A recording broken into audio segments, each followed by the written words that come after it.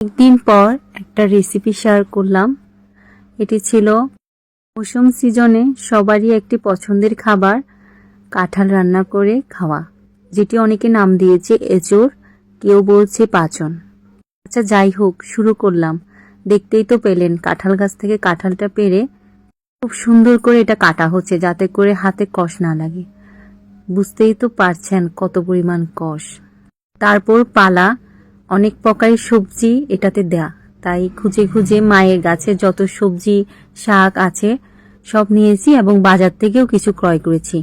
অনেকগুলো সবজি মিক্স করে এই এঁচোড় বা পাঁচনটা রান্না করা হয়। অনেকে বলে এটি ঘন্ট।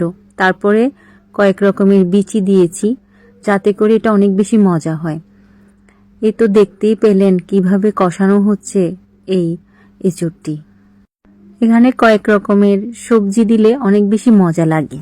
আর রেগুলার যে রান্না আমরা করি, একটি সবজি রান্না করতে সিম্পল এরকম জিনিস দিয়েই হচ্ছে এঁচোড়টি রান্না করা হয়।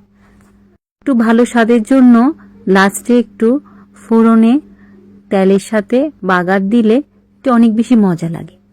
শেষমেশ হচ্ছে ধনেপাতা দিয়ে এটি ডেকোরেশন করে নিলাম। অনেক বেশি মজা হয়েছিল, আলহামদুলিল্লাহ আলহামদুলিল্লাহ।